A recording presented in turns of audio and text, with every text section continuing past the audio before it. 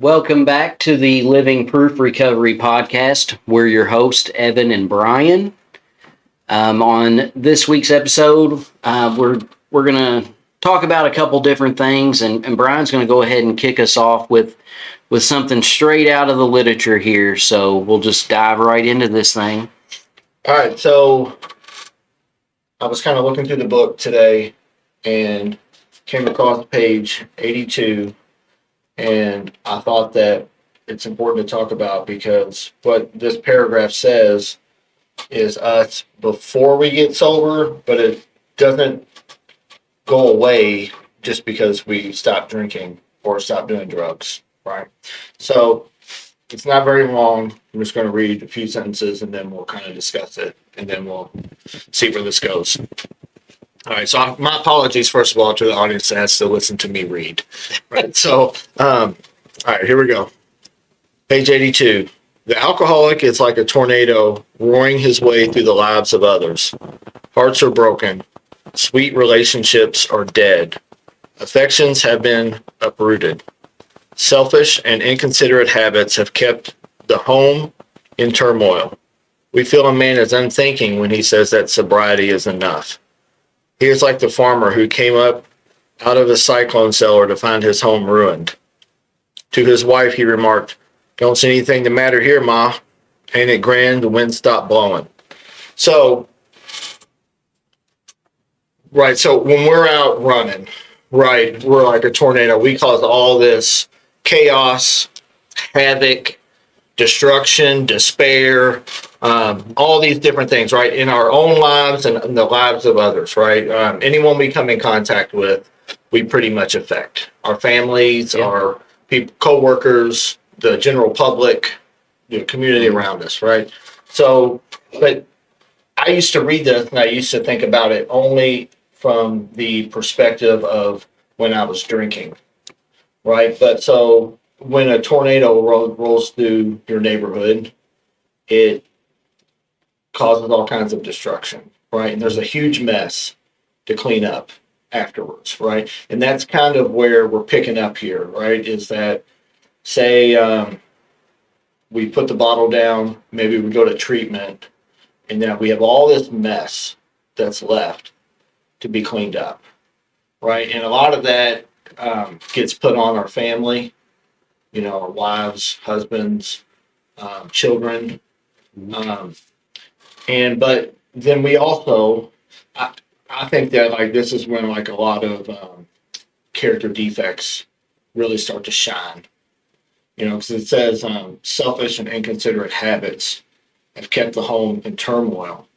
So those habits are still there, right? When we get out of treatment, right? Now they might manifest in a different way because I'm not drinking, you know, but they're still there.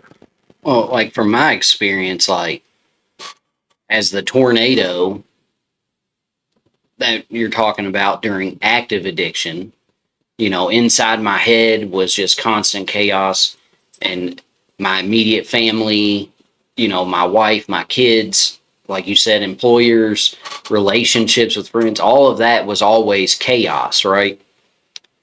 And then I go to treatment and I remove drugs and alcohol, and then I come home from treatment. I'm still that fucking tornado. Yeah, you haven't removed the tornado. Right. Until I treat the disease and get to the root of the problem, I'm still the tornado. So if I don't treat it, even though I've removed drugs and alcohol, you're still roaring through it. I'm still fucking people's shit up. Yeah. You know. Even if you don't mean to. Exactly. Right. It's no longer, I'm not intending to do that, but I don't know what I don't know. Yeah. Right.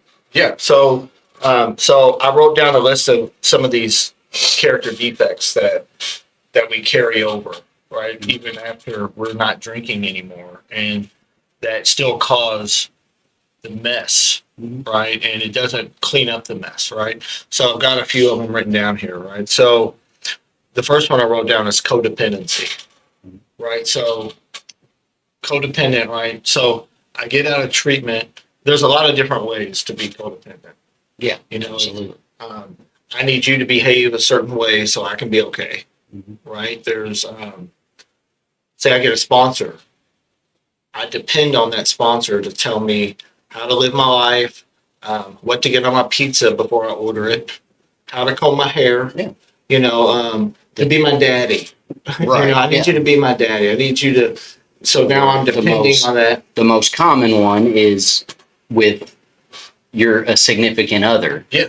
I can't stay sober if you leave. Yeah. I'm only going to be sober if they Right. stay. If they leave me, what am I going to do? Right. Yeah. And to go on that one, right? Like, not just you have to stay, but you have to understand. You have to understand, and you have to never question me, Right. right? Where I'm going. Mhm. I'm going to a meeting. Why are you asking? You don't trust me? Been sober 32 days. Yeah. Like, I love that one. yeah, like, what do you mean? Where am I going? How dare you? Because I used to be the same way too. Yeah, it's like, how dare you Right. question? Because I know what my motives are. Yeah. But my motives weren't always bad before, Yeah. and bad things happen, right? So codependency. I'm really codependent. I'm really depending on others to behave a certain way so that I can be okay, Mhm. right? And that never works, right?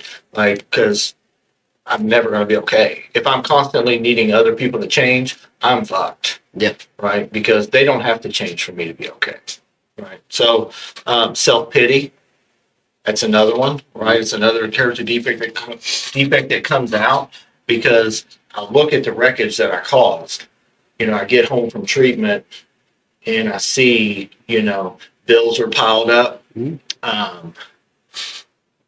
Just whatever it is, just the stress that things were unkept at home, or my wife had to take on more responsibilities while I was gone. People worried about me. So poor, pitiful me, Yep. I just can't do anything right, Which right? and all of that stems from the main character defect, which is fear, consumed by fear. Mm-hmm. All of that you know what I mean? It's just fear of the unknown and what's next in life at that point. Right. So then you manifest in all of these ways. Right. Justification. Well, I mean, you'd be a tornado too if you grew up the way I did. You'd be a tornado if I treated you the way you treated me, talking to like your wife or something. Like, oh, Mr. Victim. Yep. Mr. Victim. I mean, that's a big one that and that goes along with self-pity a lot of the times. But that's one that I would hear in treatment a lot is, I wouldn't have acted that way if, or I wouldn't drink Right. if, whatever, fill in the blank. If my wife wasn't such a bitch, I wouldn't have to drink, or she would just let me drink the way I want to, I would control it, which is all bullshit. Yeah. So I'm just going to kind of go through just these last couple, and if any of them kind of stick out to you. Guilt, impatience, denial, and selfishness.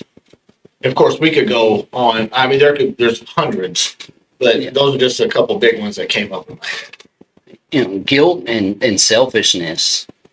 Really, like I carried a lot of guilt, after I relapsed, especially. Yeah, for sure. Once you've been sober and then you go back out and you let so many people down and you let yourself down, and you've caused all this destruction once again after you've built everything back up, and then to go back out, like the guilt and shame is, dude, we're turning this bitch up to 1,000 now. Right. Yeah. And then because of all that guilt, it came out in so many ways, just like you're talking, when my wife would question me, you know what I mean? And then I might get offended because you're questioning what I'm the doing. guilt leads into resentment. Right. At yourself and at your spouse. Yeah. And, and that was also selfishness, because it was like, I felt so shitty and so guilty. You get what I'm saying? Mm-hmm. Like, that was so selfish on my part. You're making it all about you. It was, I made everything about me, so all of those are. So, for example, are me. I went to treatment, and that left my wife with bills, Mhm. the grass to be cut, just like all the stuff that I would normally do around the house. Now she's got to do. Yeah. She's got to make sure the trash is taken out. She's got to make sure. Now she has to run the kids everywhere on her own. Like we can't tag team anything, right? She's got to tell people where I am, when they ask about stuff like that. So, but I thought, I had this guilt of, oh my God, how's my house going to be taken care of? She's not going to be able to take care of the house. She doesn't even know how to cut the grass. Well, my mom came over and showed her, Right. and come to find out, everything was okay, without me. Yeah. Right? Because I'm in treatment making it all about myself. Like, oh my God, I got to get out of here. I just gotta, I gotta. Right? I have all these things that all of a sudden, because I'm so important at home, that the world will stop, rotating if I'm not there to take care of these things. And it was all BS because everything got taken care of, and my little ego, or my big ego, I should say, got shrunk or really took an ass whooping. And it's like, man, maybe I'm not that important. Not that I'm not important, but it's just like, I'm not the, end all be all. Life's gonna keep going with or without. Yes. Yeah. And so you either get on board living the right way Right. and be a part of it, or keep walking the path you're doing and fuck off somewhere. Yeah. Go kick rocks. Yeah, because life's gonna keep going. Yeah. So one I like here is impatience, right? I want what I want right now, right? I get out of treatment. I expect everything to be cleaned up on day 2. Oh yeah. How come I'm not experiencing this freedom?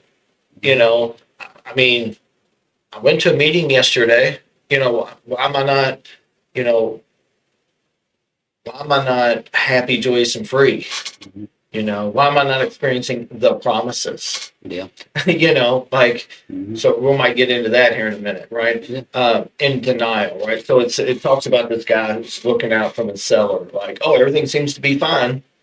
No big deal. The wind stopped blowing, so everything's good. Well, no, you got the whole house is turned upside down, the roof's ripped off of it, and all the trees are laying everywhere, but all the wind stopped blowing, so everything's fine now. No, it doesn't. That's denial. That's me thinking, well, I stopped drinking, so everything should be okay now. Yeah. And you should be cool. Mhm. Like, you should not worry about all the stuff that I did, all the meth I made. You should just be cool with it because I'm not doing it anymore. Yeah. And it's no consequence to that. Right. That's bullshit. Mhm.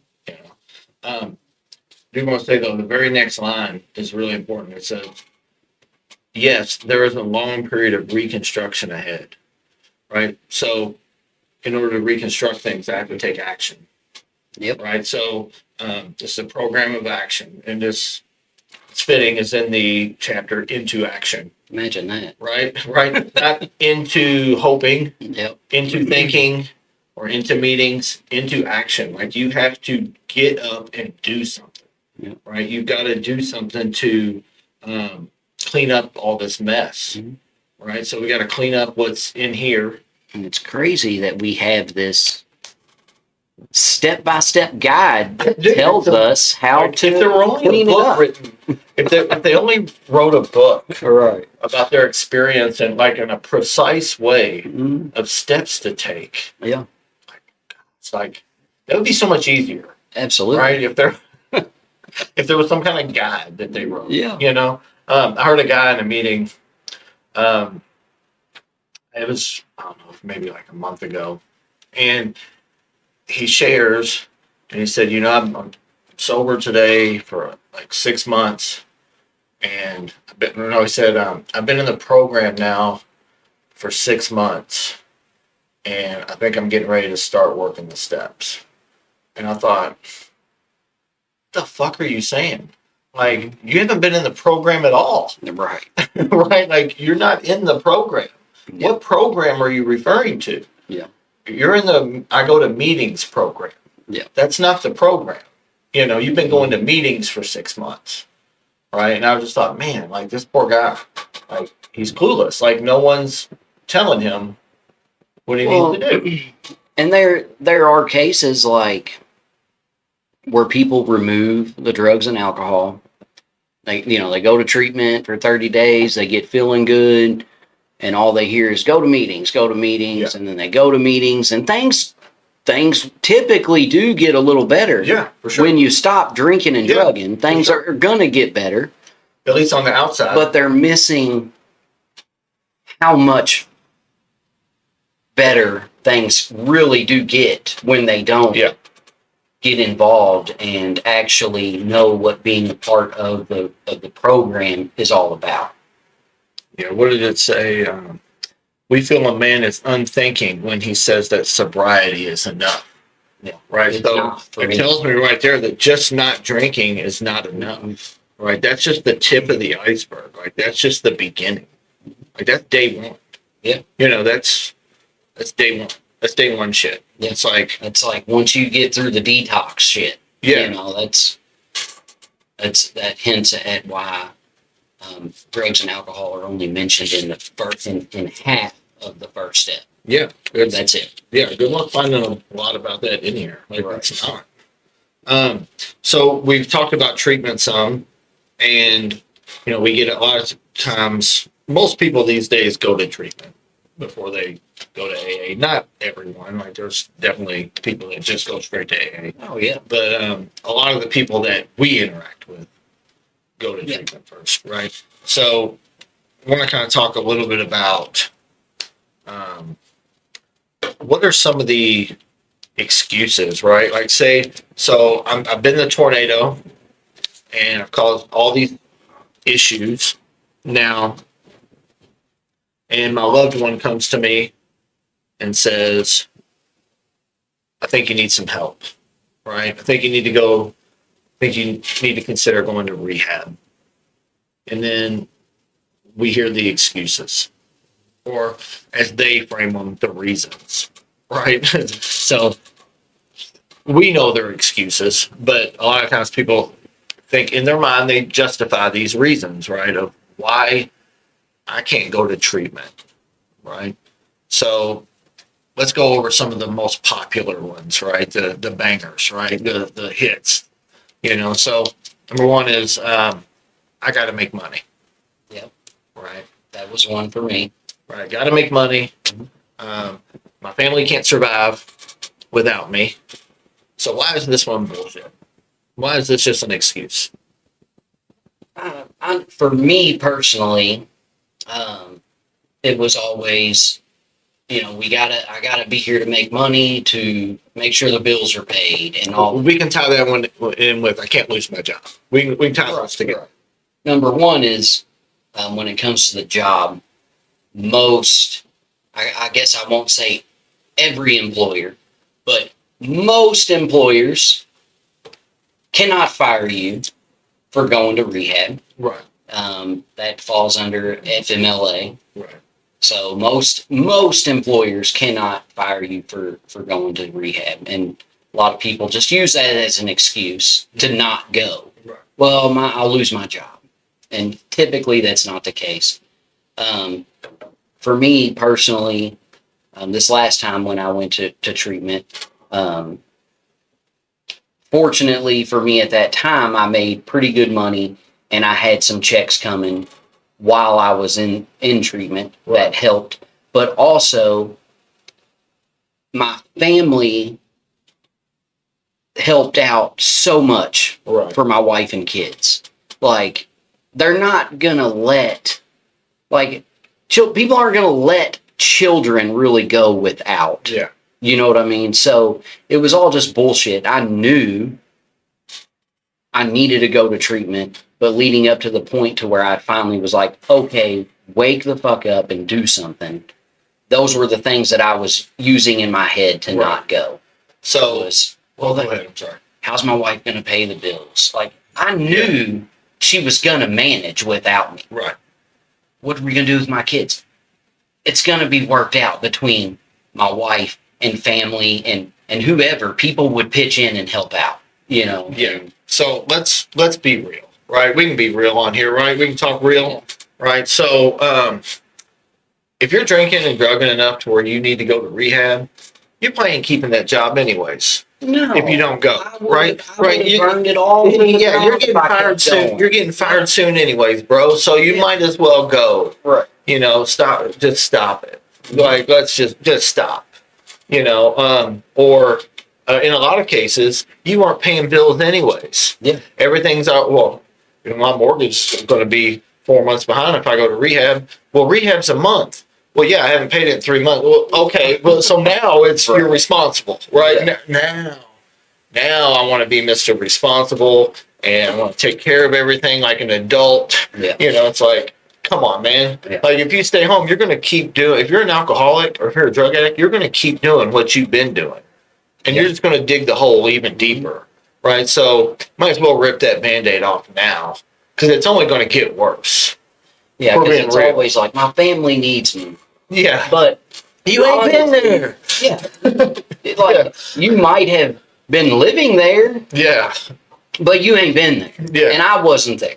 You know, I was there Me physically. either. I wasn't there either. Yeah, physically I was there, Yeah, but in order for me to physically be there, I had to go to the liquor store and the dope man before I could even be in my own home. yeah. Let's be real. And Let's then give your family I a was so break. emotionally detached that it didn't matter. You know what I mean? Like, yeah, exactly. It's time for them to, like, they were better off without me there. Yeah, yeah. Like, that's You're the a truth. tornado, You're right? Let's keep the tornado because they need to be Right. in a natural disaster Yeah, every day of the week, right? Yeah. Like, putting everyone's lives in danger. Yeah. Like, let's do that. yeah, that's My kids need me. Do they? They Yeah. need you dropping a bag of dope around the house. yeah. That's what they need you They there need you for. drinking and They need driving you when they drinking. pick you up from school. Right. Yeah. No, what they need is you to get well. Yeah. Is what they need. Mhm. They need you to go away Yeah. for a while. Yeah. You know, and then come back when you're Mhm. ready to be a dad, when you're ready to be an adult. That's when Yeah. they need you. Right? So all that stuff's bullshit. All right. You know. But I mean, that's like the number one hit right there. Oh, the yeah. one hit wonder right there. Mhm. That's what I can't. I would love to go. Or Right. during the holidays. Well, That's Christmas is coming, Thanksgiving's coming. Like, I need to My be daughter there has a recital with my family. Yeah. And I'll say a big one for me. Birthdays. A big one for me was my daughter's mother. I can't let her know. Yeah. She'll take my daughter from me. She'll People are do going this. to find out. Right. So, and for me, like, was that the case? Absolutely. That was Yeah. the case. When I came out and said, I'm going to rehab again, Right. I relapsed again, and I'm going to treatment for 30 days. I was in the position to where I didn't see my daughter for several months after Mhm. that. And that was my fault. That's a consequence. That was a consequence. Yeah. But in reality, even though that was a very tough time, that was hard to do, I'm right? sure. Yeah. That was tough. But I knew deep down, once I get myself right to be the dad that I'm supposed to be, the judge isn't going to keep her away from me. Right. And it happened very quickly. But it was, I would say it was about 3 to 4 months. And what happened? After that short period of time, I got 50-50 custody. Right. You know what I mean? Right. So- After a very short amount of time. So let's play that out, right? Like, what's the alternative? The alternative is for me to not go and to remain a tornado in everyone's life. Right. And because I'm afraid that people are going to find out. So I'm going to live in fear. And then I'm also going to possibly get worse. Yeah. I mean, I'm going to get worse, Mhm. right? I'm going to get worse. So I'm going to cause more harm. I'm going to lose the kid eventually. Oh, yeah. If I keep going, right? Or I'm going to lose the marriage, the job, whatever the case may be, right? Because it's progressive. It's just going to get worse, right? So I have an opportunity to potentially improve the situation, or I can just keep doing it my way and burn it all to the fucking ground. Yeah. Right? Like, that's the alternative. You know, and in my case, when it comes to with my daughter, I got even more. Right. You know what I mean? Than Right. what I had before. Yeah. I got even more. I went from having her 4 days a month to half the time. Yeah. You know what I mean? Just because I went and got straight and got my life on the right track. Yeah. You know what I mean? And in turn, over these last 4 years, the relationship with her mother got a million times better. Yeah.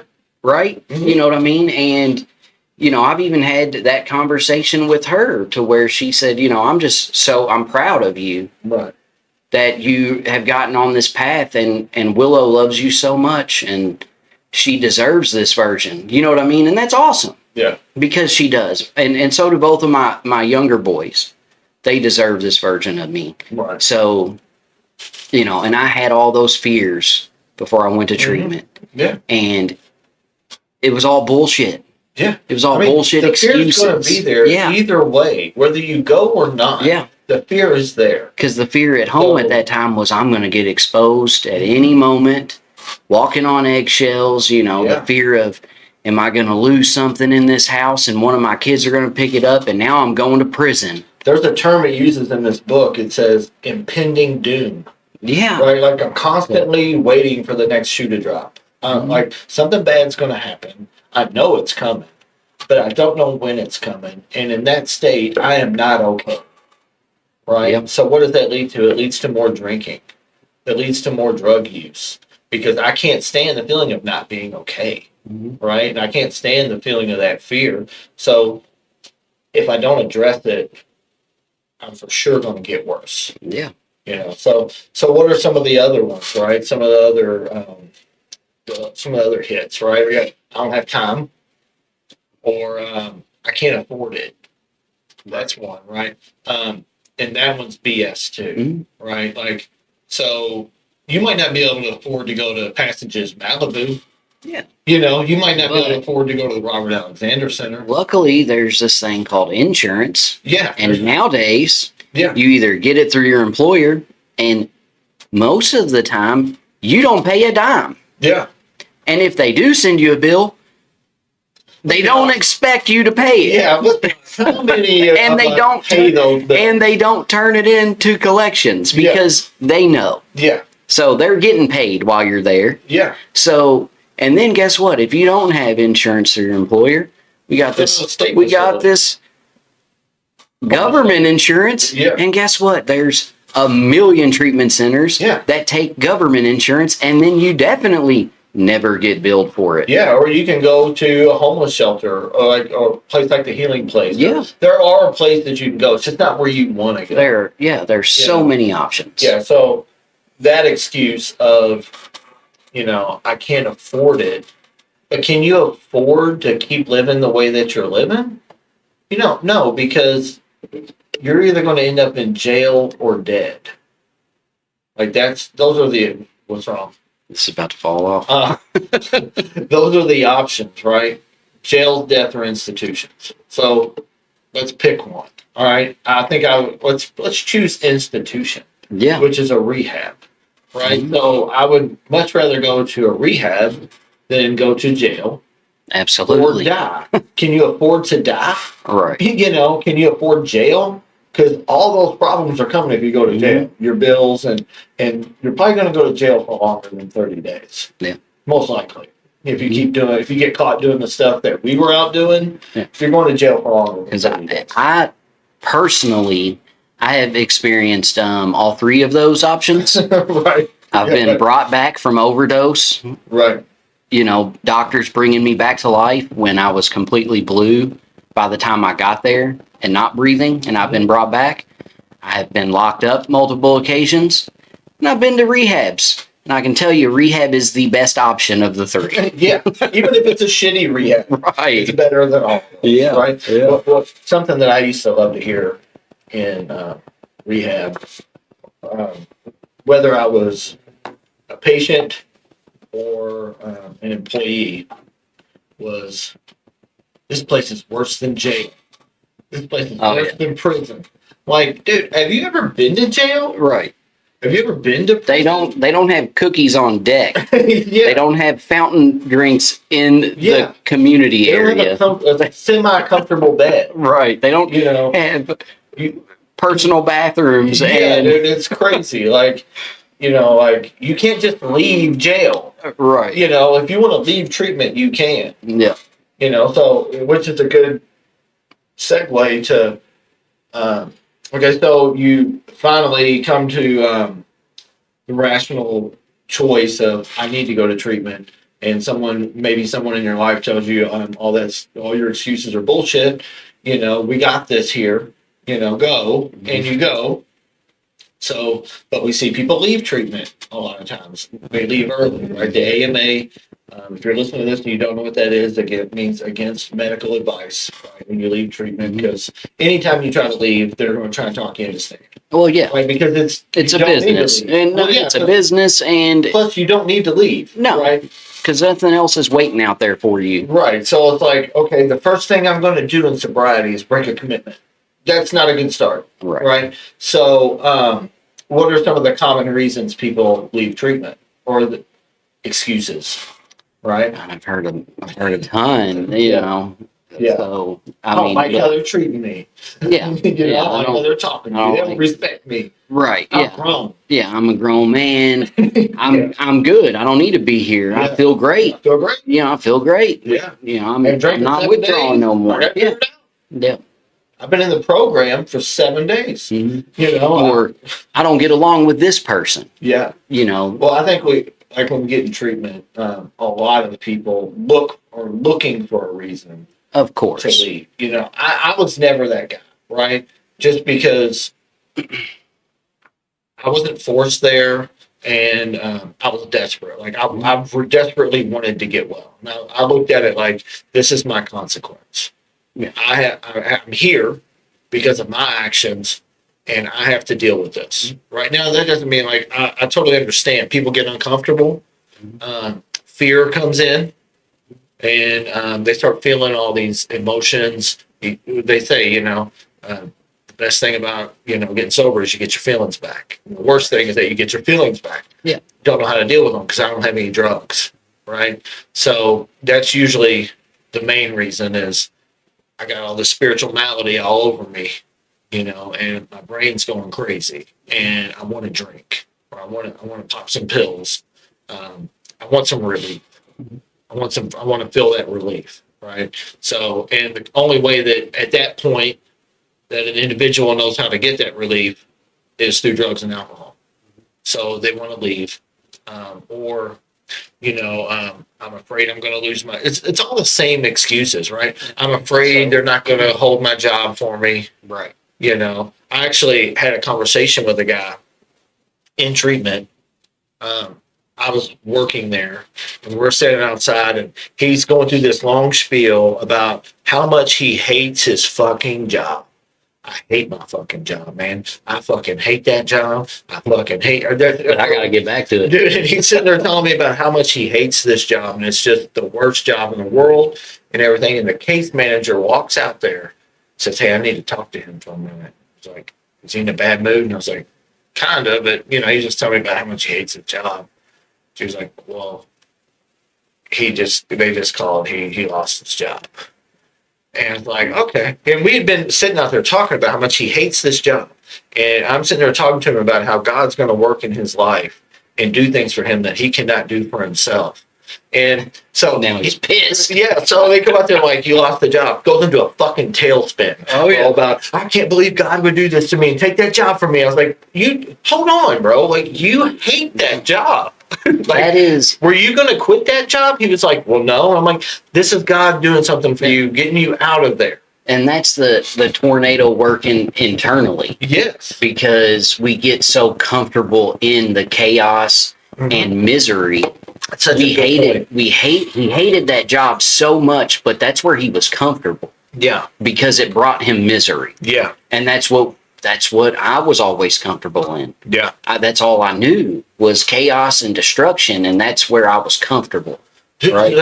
That's such a great point because we always think about a tornado being out there. No, You know, like it starts brewing right in this motherfucker. yeah, and so that's what happens when we just don't drink and go to meetings, right? If we're the real alcoholic or the real drug addict, Yeah. right? Is you take the drugs away from me, I don't get better. I get worse. Mhm. Everything out here though gets better. It looks better, right? Like my job's going better, bills are getting paid, and relationships maybe getting better. But on the inside, man, that tornado, man, it's starting to whirl up, because I don't have anything to treat that, Yep. and then that's what leads to all these defects coming out. The next thing you know is I got a resentment. She's bitching about me going to this, wondering where I'm going, or I get self-pity. Poor pitiful me. I'm never going to be happy, because I'm not doing any action at that point. All I was ever doing was maybe going to some meetings, and just saying I'm not going to, just one day at a time, I'm just not going to drink today, and that's fucking misery, right?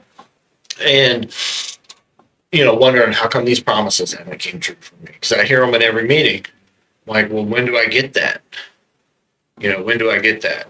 So it's another way to segue into what we were talking about, right? Mm-hmm. So almost every meeting, at least the ones we go to, right? So I can't speak for all meetings because they're all autonomous and everyone has their own formats, right? Right. But pretty much every meeting I've ever been to, they read what they call the promises, Mm-hmm. right? And it's kind of funny that those are on the same page, right? Right. So they read the promises, which are the 9th step promises, Right. but they just call them the promises. Like, these are the promises, right? So where that can be confusing by not calling them the 9th step promises is, if I'm a new guy, I'm 4 days out of treatment, and I hear these promises, I'm thinking those are supposed to be taking place in my life because I'm not drinking and I'm going to a meeting, right? But those promises start to take place because I've done an inventory, I've cleaned up my past, I went to God, I know what the problem is, I've started making some restitution, right? So then I start to feel some of those things. But, and not that they can't happen earlier than that, but for most people, I think that I'm supposed to experience that stuff just because I'm not drinking. Like, those are the promises, right? Like, that book is full of promises. Yeah. Positive and negative ones. There's a lot of negative ones in there too. Like, hey, if you skip this, you're going to drink again. Mm-hmm. Or if you drink again, you're going to die. Or your only solution, or the path you're on is jail, death, institutions, right? Like, there's all kinds of promises in there. Yeah, every step of the way, there's different promises. Yeah. But like we were kind of talking about this a little bit earlier about the 9th step promises, and that's what you hear in all these meetings and Right. the readings, and a lot of that people believe that, oh, these are the promises and Yeah. like the only ones, Right. But they're not, obviously. And I think that is partially because literally when you get to this portion in the book and that reading, even in the meeting, are these extravagant promises? Right. We think not. But then everywhere else through the book, They're not labeled as promises. they're not labeled as promises. That's what I was Right. kind of getting at earlier, is that's the only one that kind of labels them as promises. Yeah. But they're still promises. Yes. Yeah. Like, for example, we talked about, I know it's right on Yeah. the next page, but specifically the 10th step promise and we have ceased fighting anything or anyone, even alcohol, for by this time sanity will have returned. Mm-hmm. We will seldom be interested in liquor. That is the 10th step promise, even though it's not labeled in the book as a promise, but what that sums up is freedom. Right. What that is. And that's my absolute favorite promise out of all of them. Yeah. You know, the sanity will be returned, and overall freedom from active addiction, active alcoholism. That's my favorite promise, but there's so many throughout the book. Right. You Like, know? here's a great one right here. Step 2 promise. We can only clear the ground a bit if our testimony helps sweep away prejudice, enables you to think honestly, encourage you to search diligently within yourself. Then, if you wish, you can join us on the broad highway. With this attitude, you cannot fail. I'm telling you right there, if you search within yourself honestly and diligently and do the work and follow the path, you cannot fail. It's telling you, if you do these 12 steps and then continue to do these 12 steps and develop a relationship with your higher power and allow that power to work in your life, that you won't fail. I've never seen anyone do that and fail, right? I've never, 100% success rate, right? And anyone that does the 12 steps and continues to do the 12 steps and stays in that circle and triangle, that recovery, unity, and service, I've never seen them relapse. No. Never. No. Right? And I've experienced what happens when you stop Yeah. Me too. working these steps Yeah. and being involved. I know what happens for me. Right. And that's something that we hear a lot, right? And I used to hear it in treatment a lot, and I've heard it in AA meetings a lot when we fellowship, when we talk to people, when they come back in or they're new, or, they say, I tried the 12 steps, man, didn't work. Like, oh, really? Like, because I would love to hear your experience with it. It's like, what do you mean by you did the 12 steps? Well, I did. I got up to step 4. It's like, oh, well, that's not, you did the steps. You didn't complete. Did you sponsor anyone? Well, no, I never sponsored anybody. Oh, okay. So you didn't do all 12. Right. Or I worked the 12 steps and then I just quit. And it's like, well, then you didn't do them because you're supposed to continue doing them. Right? This isn't just, I do them, I check them off the box, and I'm cured. Right? So a lot of times we really stress the word recovered, right? And people equate that with cured, and they're not the same word, right? Because we're not cured of alcoholism, right? I will always have alcoholism because the 12 steps treat the spiritual malady and the mental obsession. They don't treat the illness of the body, because I always had that. I always had the allergy to alcohol and stuff like that. That's why I'm not cured. That's why I'm recovered, but I'm not cured, because we can't treat that. That's not an issue if I don't put something in my body. But I'm always have it, right? Once an alcoholic, always an alcoholic. Like, I can't pick up drinking 10 years from now and expect to not have the allergy, right? So that doesn't go away. That's why I'm not cured of alcoholism. Like, I still have it. Yeah. Right. If you're the real alcoholic. Yes, but I have recovered, right, from a hopeless state of mind and body, right? So I don't have the insanity, the insane thought, the obsession around drinking, as long as I treat my spirit. I'm going to say it's fit spiritual condition, then the body doesn't exist. It's academic, right? Because that only comes into play if I put one in me. Right. So it's non-existent if I don't put one in me. And the way by not putting one in me is by treating my spirit, which treats my mind. Right. So, yeah. So what? So, go ahead. Oh no, I was saying just continue on like what we were saying. There's just promises all throughout this book, but they're just pinpointed. Yeah. On the 9th step. Yeah. Right. But there's promises all throughout the book. Yeah. Right. So Yeah, and a lot of them might be coming true in your life, and you might not even realize that promises are coming true in your life And it doesn't, because they're the ninth step ones aren't. right. You know. And it doesn't mean that, because a lot of people misunderstand that. Yeah. And it doesn't mean that all of these things, because even for me, when I think about the promises, that's the first thing that comes to mind is that reading, right? Yeah. In the ninth step promises. And because that's what you just hear so much, and they're labeled that way as the promises. But it doesn't mean that for everyone. Like, we talk about fear of people is like one of the biggest ones I can go to use it as an example real quick is, fear of people. And I still, at 4 years sober, have a fear when I get up to speak in front of a group of people at a meeting or wherever it is. I have a fear of that.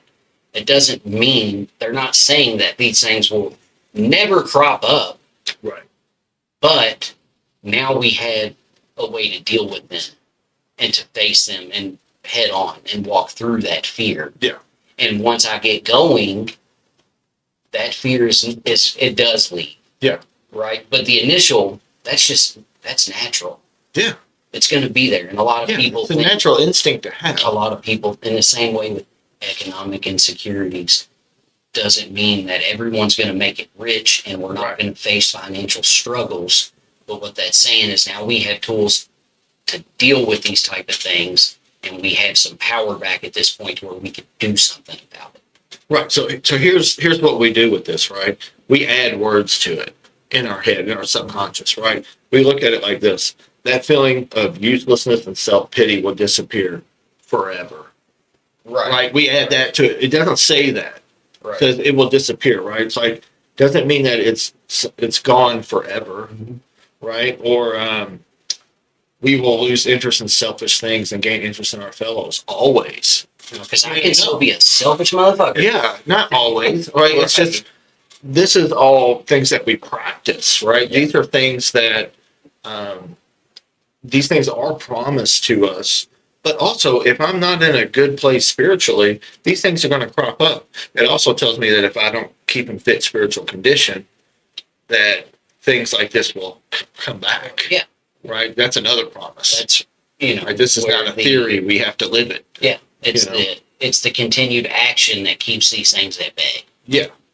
Yeah. So, yeah, I mean, it's a good point. And I think a lot of this comes back to the misunderstanding of a lot of things, or of context, application. A lot of these things come back to sponsorship, and it is our job, it's our responsibility as sponsors, as respectable members of the fellowship, to teach the new person, these little nuances and differences in what's in here versus like what you just hear someone say. Yeah. Right? Because that happens a lot.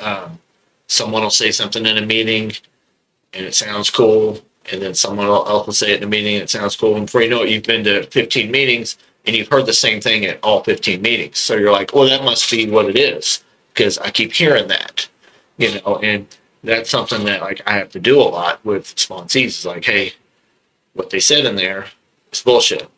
Not necessarily it's bullshit, but like you need to understand the context of what they're saying, right?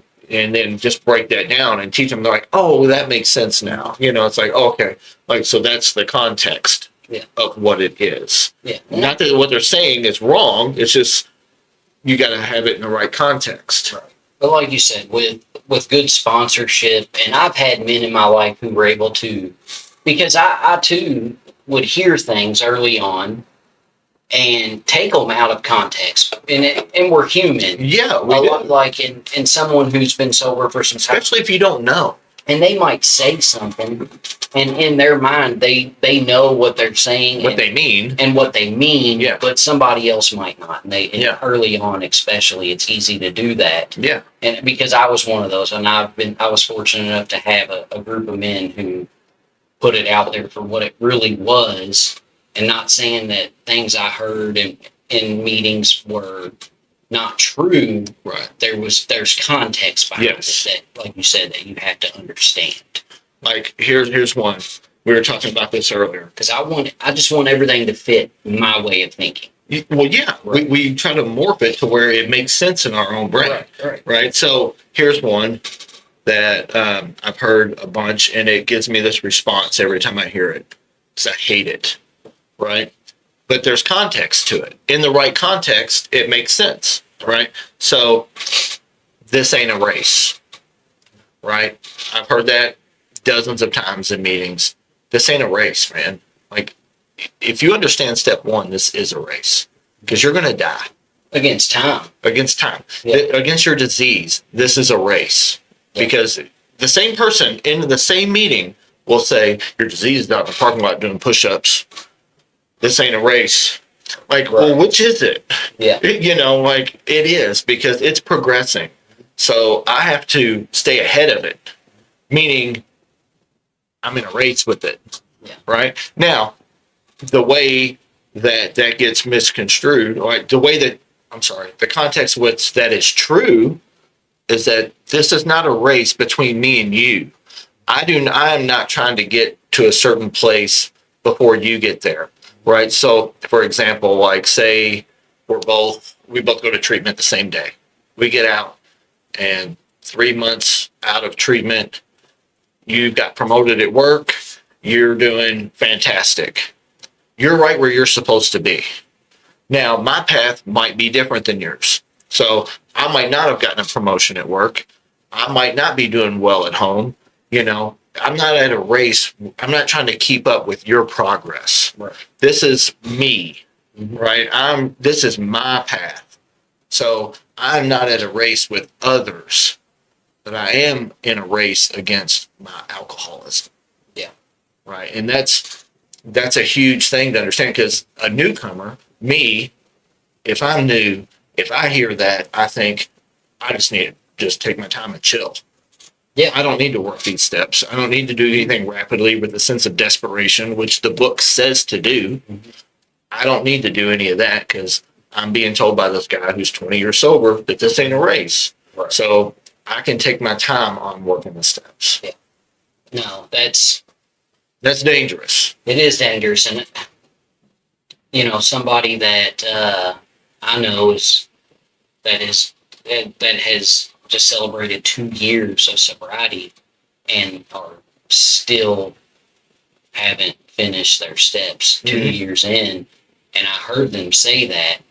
Well, we're just taking our time with it, and I'm like, man, that's how have you made it this long? Yeah. Because I know for me, my race early on was a race before my window closed. Exactly. That's saying that there's no window. Right. So I know I have a window. Yeah. And I had to hit it hard. Right. And get to work. Now living in sobriety, or I'm sorry, not sobriety, living a spiritual life is a marathon, right? Because we grow. Right. There's not a destination that we're racing to get to. Right. Right. So in that aspect, it's not a race, right? Because we're just trying to be better today than we were yesterday. Mm-hmm. But against the disease, we are racing against our disease. Yeah. Because if we believe that it's progressive, that means it's progressing whether I'm drinking or not. Like my disease right now is progressing.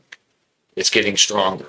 So that's why we have to not only maintain our sobriety, but we have to grow in sobriety. Because if I stay the same, the disease is going to outpace me, right? And eventually, it says it in there, right? It's a subtle foe.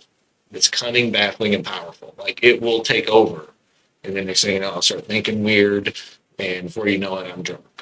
And it's like, how did I even get here? And that's what it comes down to is we don't just maintain our sobriety, right? I don't want to stay the same because the disease is getting stronger. Yep. So it doesn't stop just because I put the alcohol down, right? So we have to grow in steps 10, 11, and 12 in our understanding and effectiveness. So, and that's how we do it through steps 10, 11, and 12, right? So, yeah, when people say, I did this, it didn't work. I've never met someone that was like, yeah, I was sponsoring 3 people and, I work the steps and rework them and I go to meetings, and I have service commitments. Never met that person. No. And I still went out and drank. I've never met that person. I've met the person that says, yeah, I did that for 3 years and then I stopped doing it. Yeah. And then I got drunk. I've never personally met anyone that's happened to. I know someone that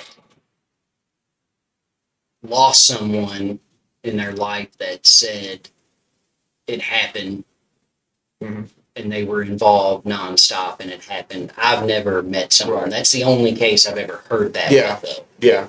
And there's probably was something going on there Right. that's not known. Behind closed doors. Yeah. Yeah. So, all right, man. I don't know. Have you got any other comments or anything? No, I think I'm good. I think we beat that one down. Yeah. Some good discussions to have. Yeah, Sure. So, all right, guys. Thanks for tuning in. If you would give us a like, comment, subscribe, follow, all the things. all right. right. Helps us out. It helps us tremendously. And we'll continue to keep coming up with content for you guys. That's all I got. Thanks, guys. Thank you.